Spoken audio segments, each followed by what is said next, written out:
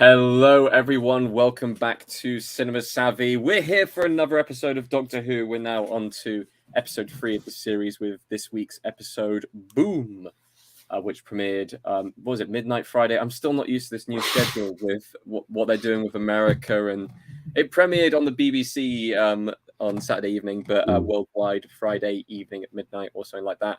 I'm joined today by Aaron. Say hi, Aaron. Hi everyone. Yeah, this is a very interesting episode. We're 3 episodes in now to the series, and I feel like they're starting to actually get into the swing of things. So we want to hear everyone's thoughts at home. This is going to be a discussion, of course. So we want to hear your thoughts below on Doctor Who, especially with this episode in particular. What you thought of the series so far, which is going to be one of the first questions I'm asking Aaron in a second. Kind of everything to do with Who now that it's back, and it is becoming a global phenomenon. You know, people are loving it over in the States. Of course they are. It feels like it's written for them. But, you know, I've been a massive fan of Doctor Who since I was very, very young. I still have the Dalek in the corner over there. So please give us your thoughts on there below. We'll do socials towards the end. So let's dive absolutely straight into it. How have you found the series so far, Aaron?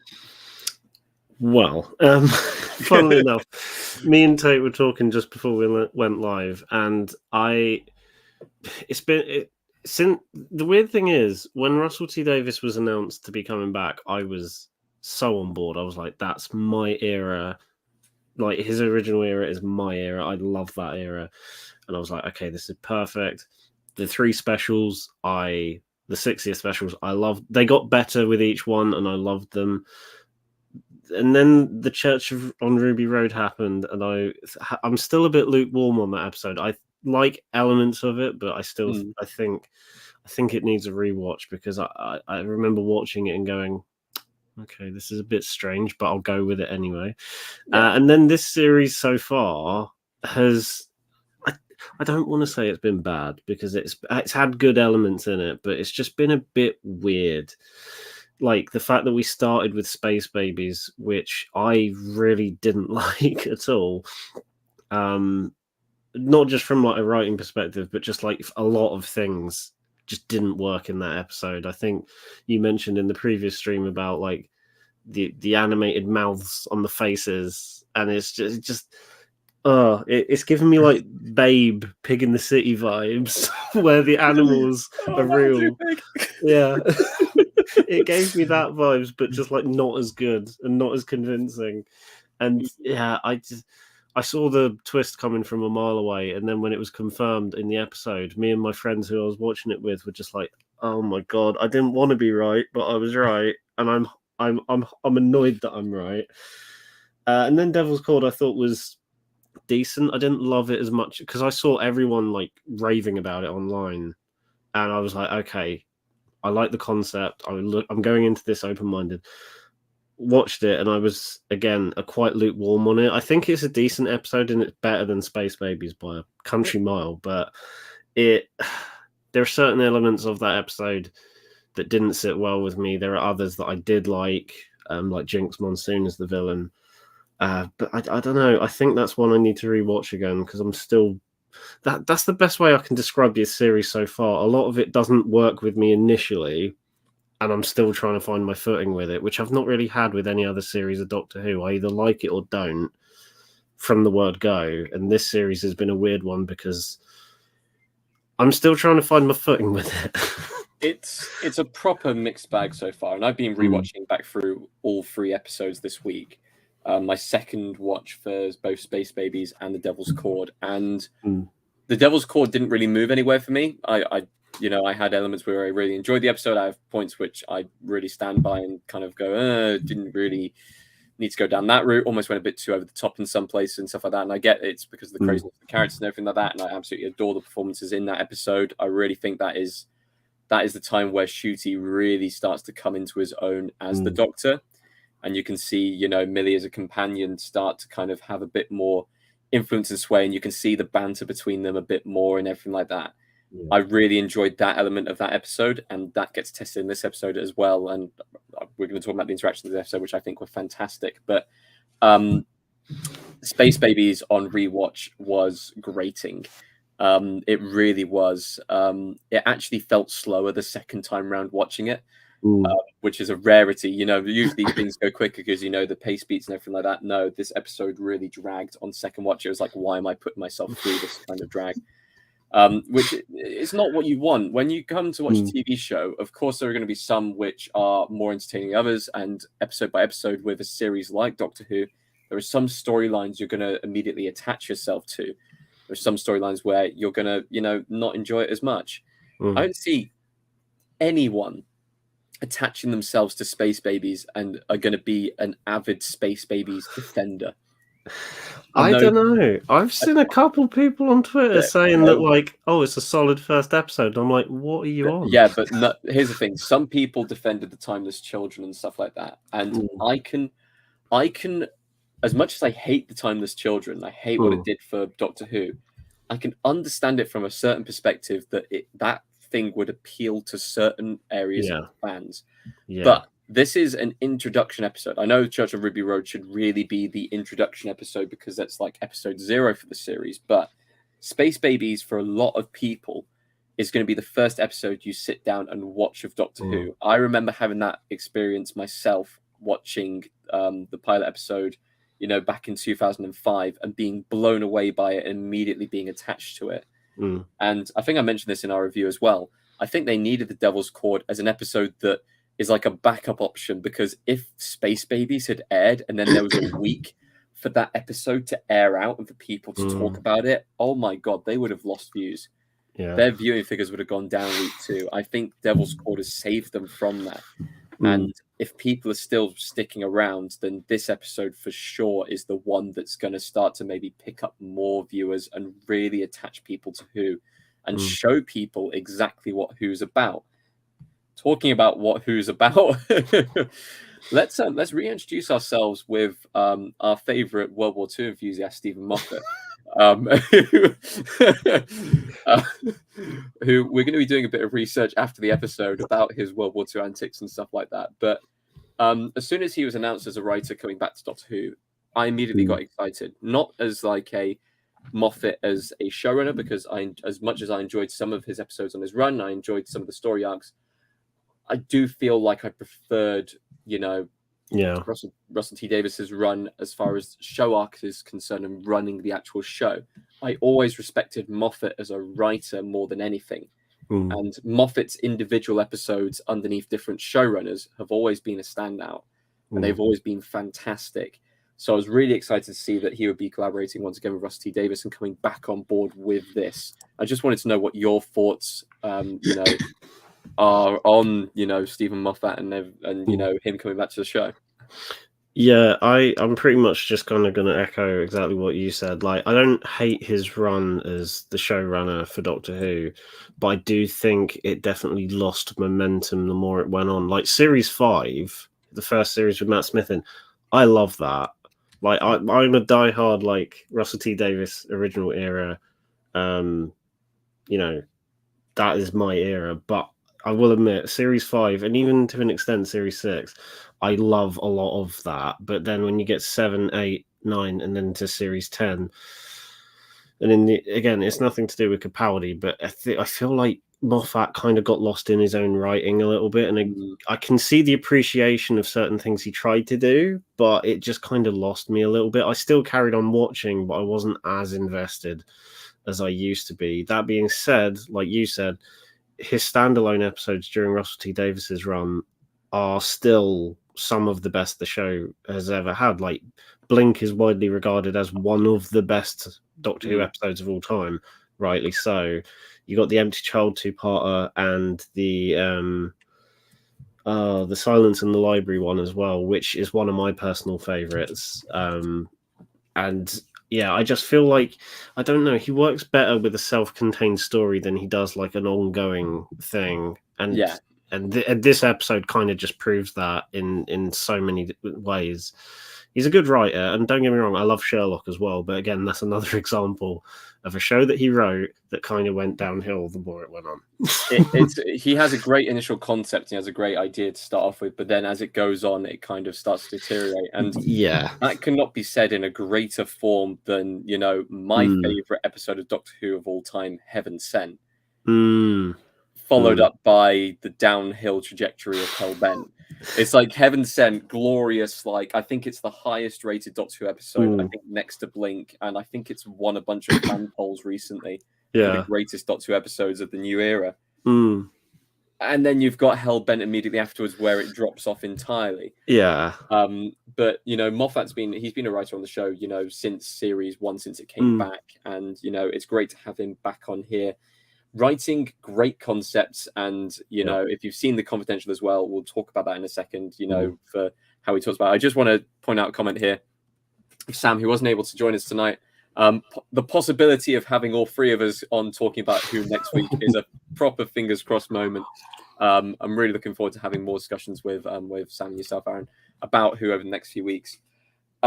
Did you watch the they call it Doctor Who Unleashed now? I hate it. Did you watch Doctor Who Confidential for this episode? Weirdly enough, I didn't watch it for the last two, but I specifically wanted to watch it for this one because I was kind of intrigued as to how they filmed it. Especially it being like a self-contained single location thing. And I did watch it. I'm still not used to the presenter. I'm still getting used to him. But I don't know, his personality reminds me a bit of Ian Sterling. I was gonna say it's like a Welsh version of Ian Sterling. I know I did watch it, and I found it quite interesting. Again, we'll probably go into a bit more detail, but I liked how they used like their own version of the Mandalorian screen technology, and I thought that was Disney really money coming in. It really shows in this episode, and I still call it confidential. I still call it confidential. It's fascinating. I absolutely implore every single person who's watching Doctor Who, whether you're watching it in the UK, whether you're watching it abroad, to go and watch Doctor Who Unleashed. We'll give it its official title just so people can actually go and find it.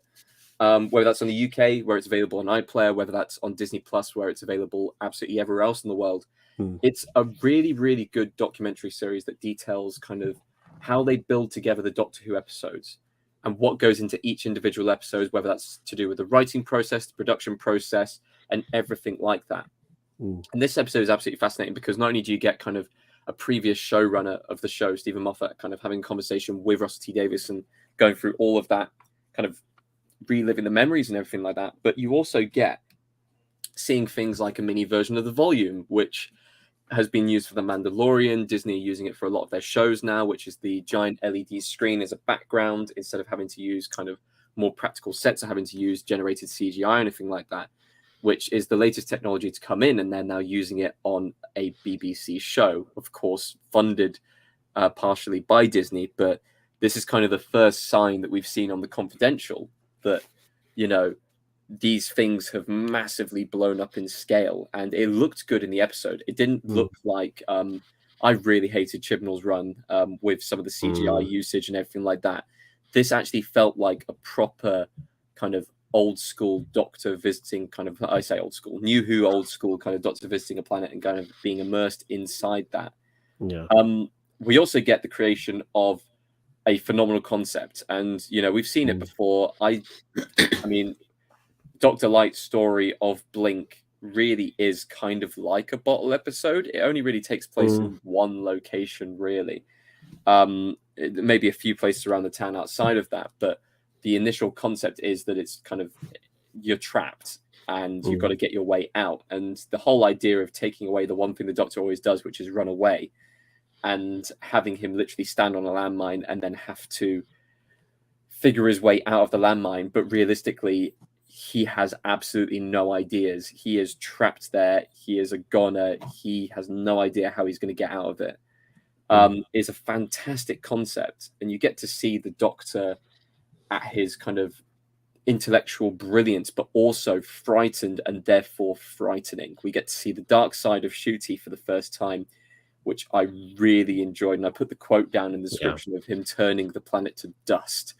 like the way he delivered those lines and the snappiness of his conversations with Ruby, knowing that he is scared for her, he's scared for himself, and all of these different things. It's finally the first time that I see these two as a proper doctor and companion duo. It was so well done. I guess that's down to the writing of Steven Moffat, because it didn't feel like the other episodes, but that's also down to the acting of, Ncuti and Millie, because they really play off each other really well in this episode with their exchanges, and it shows the bonds they've already gained over this episode. Yeah, no, I again, you've pretty much hit the nail on the head there.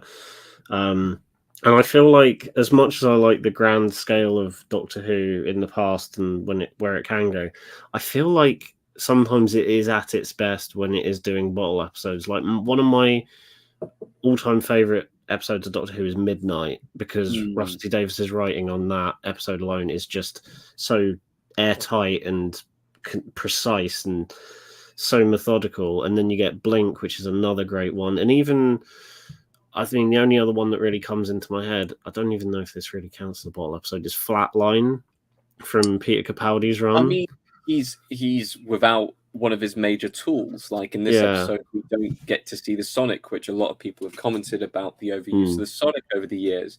We don't really use the TARDIS in this episode. Realistically, it's just the Doctor fighting against something he can't stop. Yeah, no, it is.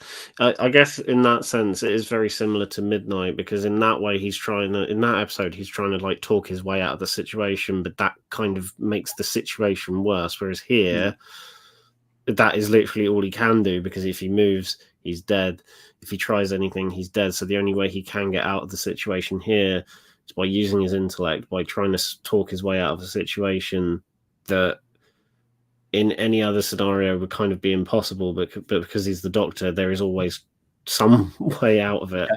But no, I really like the way they did this episode, and I completely agree with you, is that this is, for me personally, this is the first episode where I've really been 100% convinced about the companion Doctor relationship. I liked aspects of it in the first couple of episodes, and I thought their genuine friendship and the way they have banter and the way they get along, I've liked.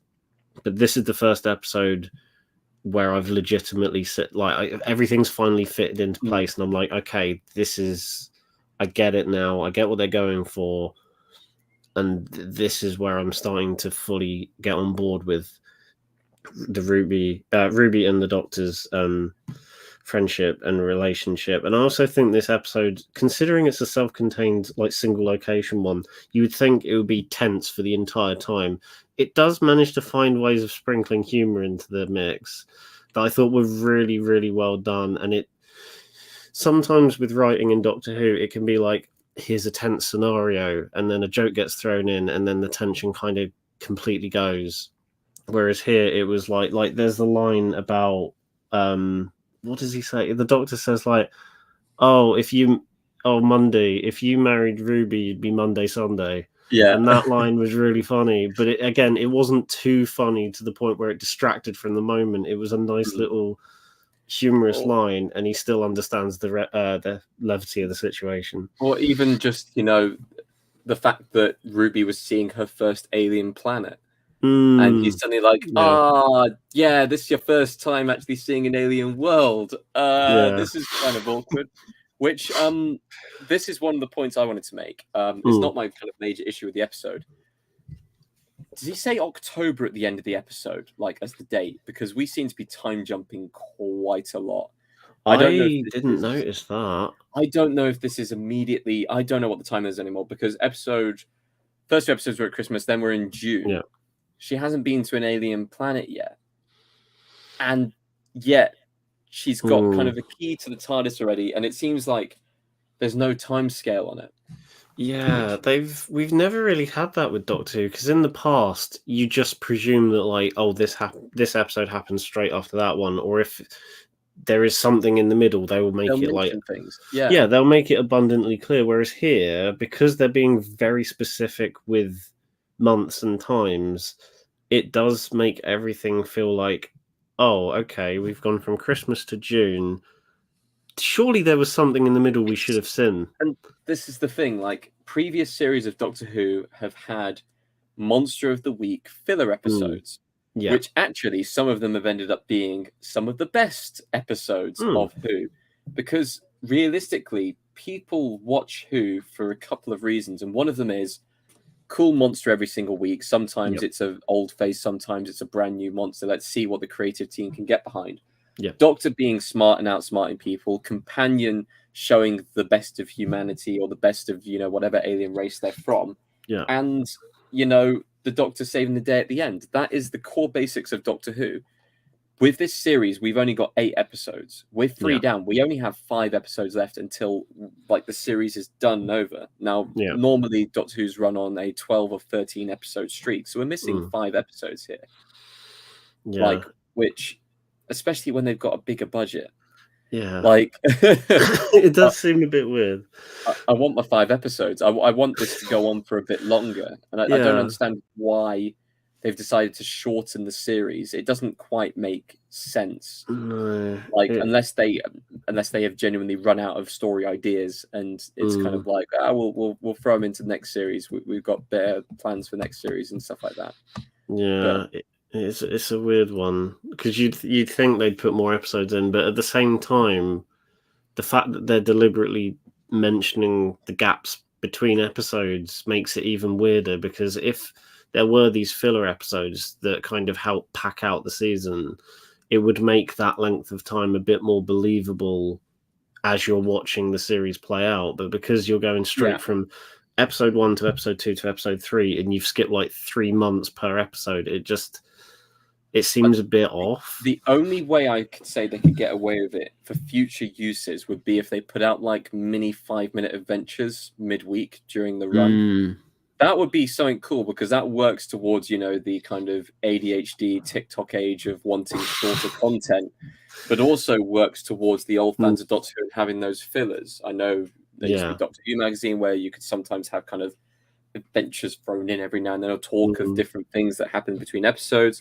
We've had mini episodes before in Doctor Who of preludes to different episodes. I was going to say that was very heavy during Moffat's first few seasons. There was I didn't even know half of them existed until you look up on IMDb, and it's there's one for the Weeping Angel 2-parter in series 1. I didn't know that. Oh, there's a prequel to this, and that he did loads of them during his run. And even like you said, I think things like that would help. It could just be a mini adventure. It could be literally just a mini adventure. It could just be them having banter in the TARDIS. It could be them. Honestly, it could be them sat on Brighton Pier licking ice cream. Nothing happens. They just sit there and watch the sunset. Just some kind of content to bridge the gaps, because people, as a fan, I want more Doctor Who content. I don't want to have a shortened series followed by a massive gap up to Christmas when the series is going to be done by June, July. It's it's frustrating. We do get a slight kind of look into the future.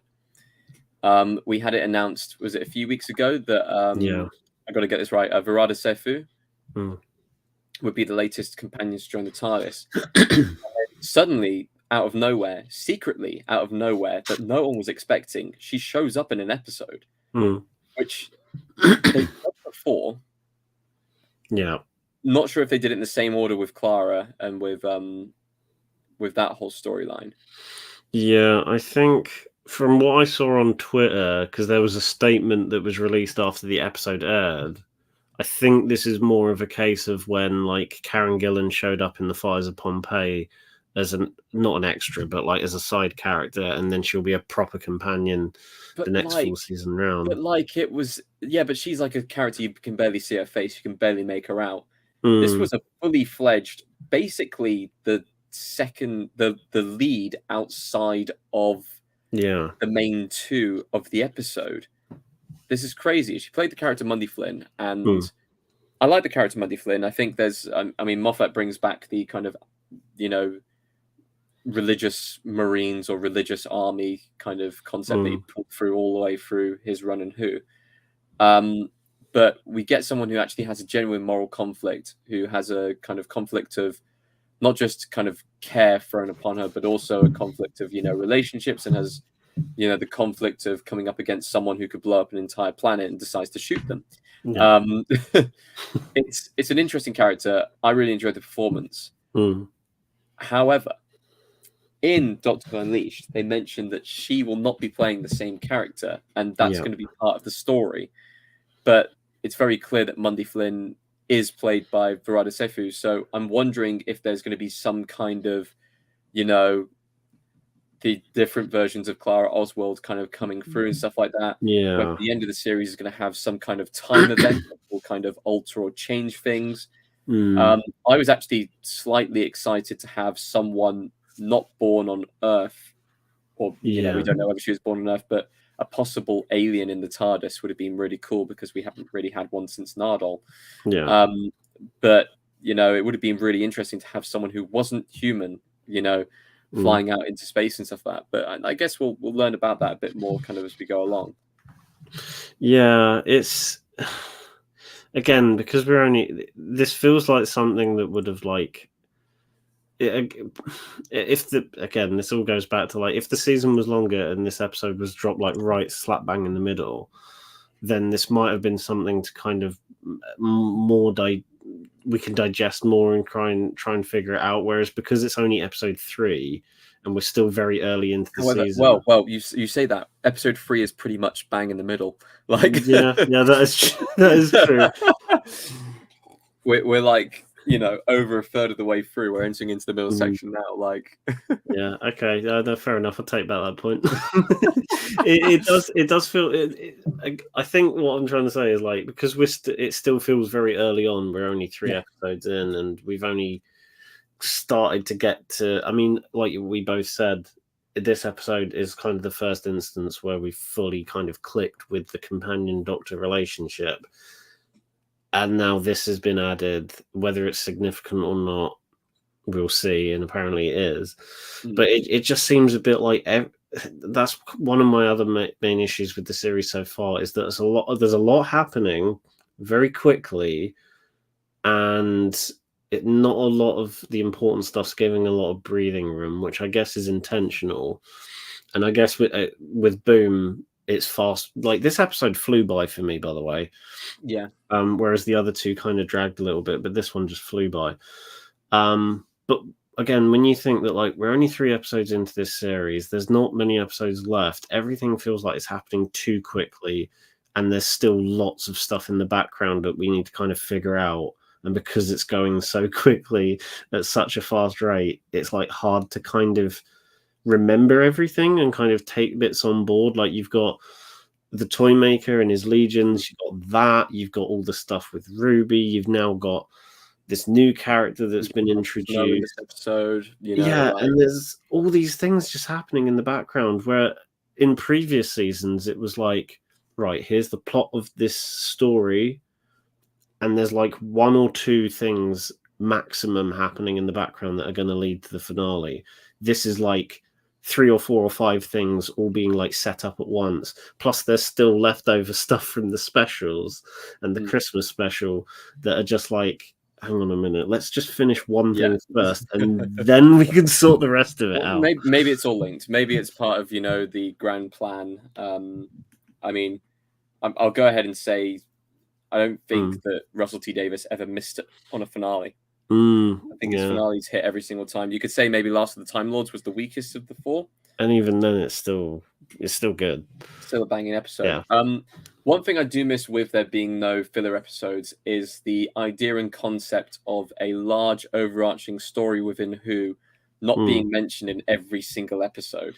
For an episode like Boom, where there was absolutely no need to mention anything to do with Ruby's parents, we still get a very, very heavy kind of, hey, American audiences, are you keeping track that we really need to find out who Ruby's parents are? And it does feel like the audience is almost being talked down to at some point.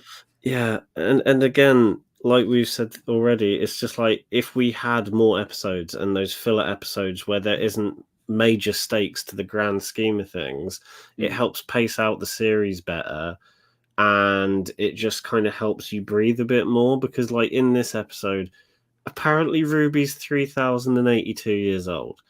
Yeah. Okay, fine, but and then there's all these other little bits. I guess that's the timestamp of kind of when she was born to when, you know, and unless they're really just throwing us for a loop, and actually she's a lot older than we think, and she maybe is a Time Lord. But yeah, and you know, I feel like the other issue is because we're being thrown so much, and I'm already seeing this so much on like on social media, is that because we're being thrown so much and we've been constantly been giving so much new information since the first of the 60th specials, it's hard to tell what we do take literally and what we don't. And I'm seeing so many people making up theories about minute little things that I just know are just not important. But at this rate, what is? who is Susan Twist? Yeah. Yeah, I did like the fact that, I don't know if you saw this, but Russell T Davies did debunk that and just said, Susan, we were short on actors and we just ended up reusing the same actress. There is nothing, she's not a recurring character. I mean, without swearing too hard, it's Doctor Who. Fuck off. You can get whoever you want. Like, yeah. It's just like, oh, we were short on actors. Yeah, come on. Like, yeah, I will admit, when I read that, I was like, he probably is telling the truth, but unfortunately, because he's done so much already, I'm just like, no, Russell, I don't believe you, and I won't believe you until I actually see it. You have a song in an episode that literally says there's always a twist at the end, and you've got a character who's been in every episode so far called Susan Twist. You need to calm down, Russell. It's absolutely insane. It's absolutely insane. If she shows up one more time, I'm just gonna. She's gonna be in every single. You know, she's gonna be in every single episode. Oh god, it's gonna be, if she doesn't show up in an episode, people are gonna dissect that to like the nth degree. Yeah, why isn't she in 73 yards? What's going on? Well, I was going to say, next episode looks like it's going to be a Dr. Light episode, which it's usually a filler episode. I mean, like I said, some of the best episodes, like Blink, are filler episodes and stuff like that. And I mean, I'm intrigued by it. Maybe we'll see a bit more of Ruby. Maybe her parents will get mentioned again like 20 times. You know, there's going to be snow in the episode at some point. Susan Twist is going to make an appearance. So we get the rhythm of the series at this point. We know what's coming up. But the thing that intrigues me the most about the next episode is it's written by Rusty Davis, and he said it's the best episode he's ever written. And he was, of all the episodes in the series, he was hyping up the Moffat episode. He said, people are going to talk about Moffat episode for years. People are going to love it. He also said, this is the best episode that I have ever written for Doctor Who. That's a pretty bold statement. It's a massive statement. Yeah. It's a huge statement. So I'd be intrigued to see kind of what goes on in the next episode. Seems like a big old mystery, but it also reminds me massively, and this feeds into the conspiracy theories that are going around at the moment of Who. I'm going to throw this one in because I kind of subscribe to this. Yeah. Of the Trickster making an appearance towards the end of the series, or possibly in the next episode. Yeah. I mean, the Trickster's, what was he? Part of the Pantheon of Chaos, which is kind of similar to the Pantheon of, you know, all of that. You know, we've had the Toy Maker, we've had Maestro. Trickster kind of fits into that mold of, you know, changing history, being a terrifying villain and everything like that, and could be the one who waits. The only thing that's actually stopping the kind of theories of the Trickster coming into the series is the fact that the person who holds the rights to the Trickster as a character is, you know, he's a bit nasty. He's gone on record to be very anti anti-trans, and, you know, made those kind of similar to J.K. Rowling kind of levels of comments.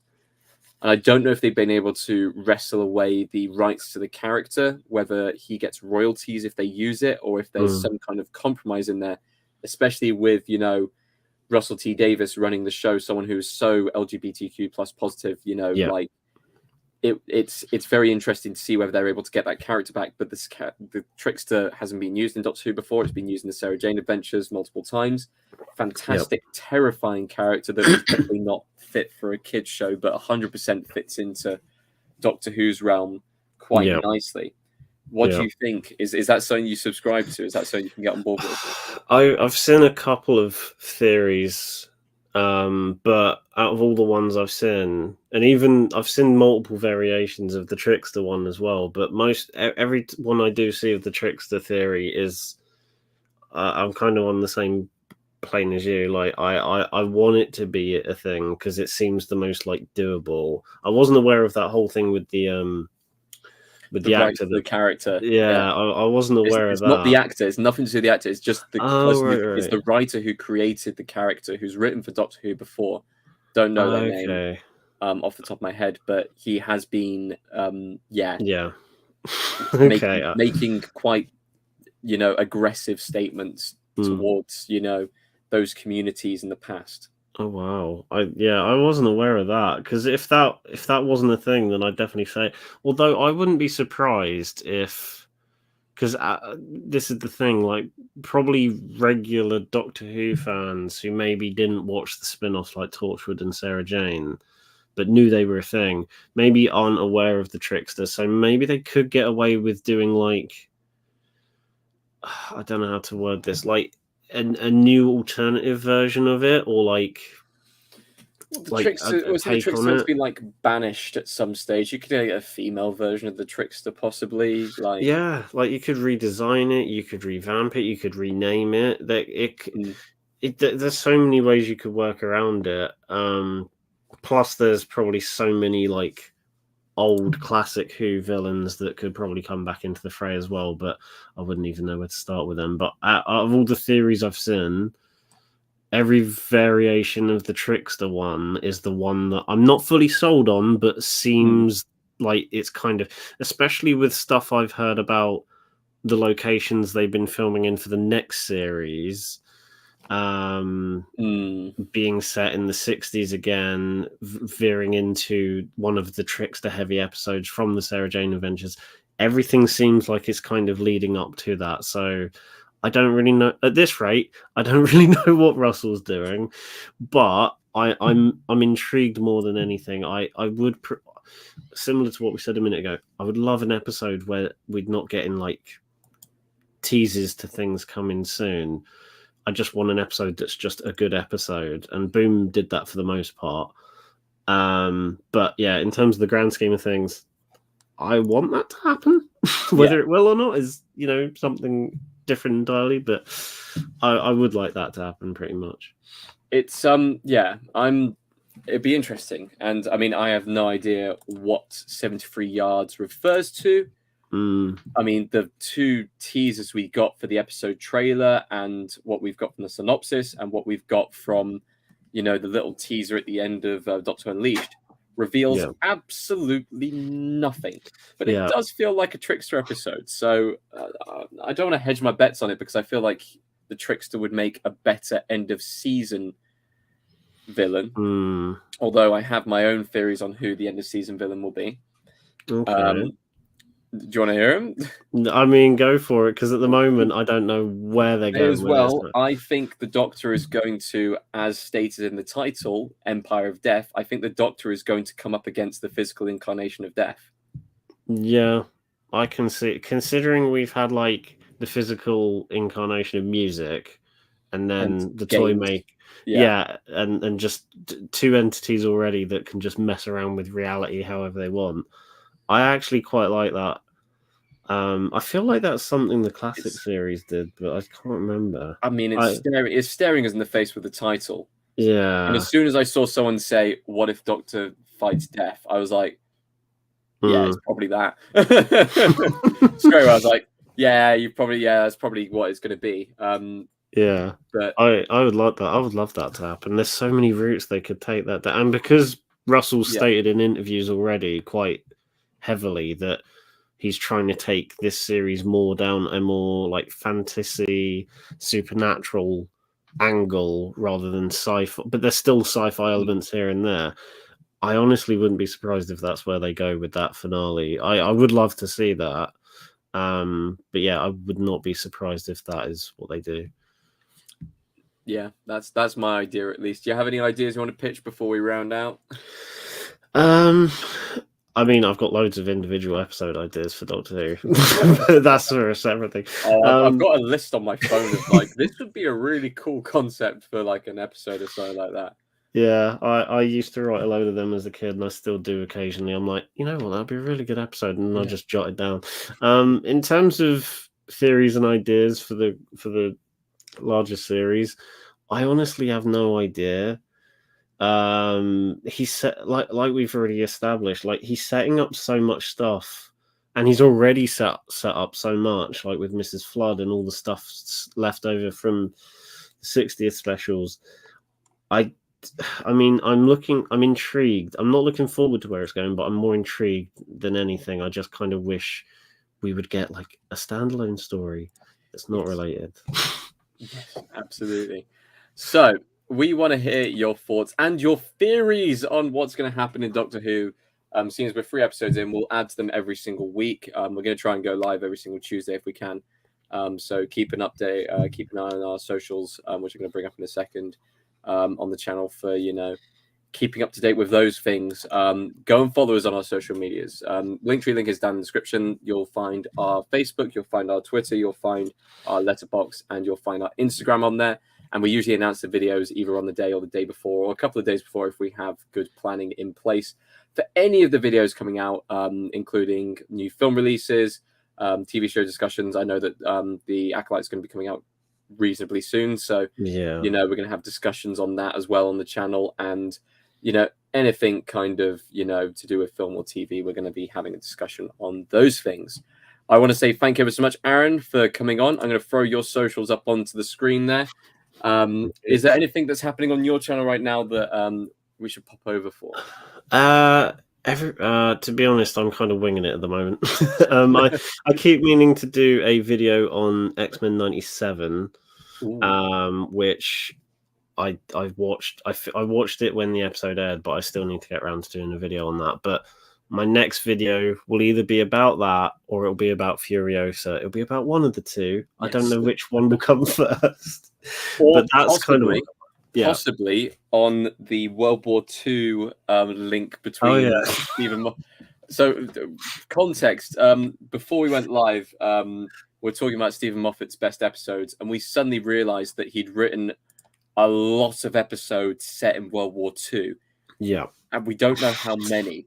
We just kind of counted off the top of our head, and we kind of got lost track, and now we genuinely don't know how many episodes he's written set in World War II. And he written like 50 episodes for the show or something like that? Yeah, he's written more. I think they mentioned it in Doctor Who Unleashed that like he's written the most episodes of Doctor Who in like the recent run. But yeah, coming soon to Aaron at the Movies. Every World War II Steven Moffat episode of Doctor Who ranked from best to worst. I'll be tuning in for that one for sure. I don't know when it will come out because I've still got to like rack up all the numbers, but it might come soon. I don't know. Brilliant.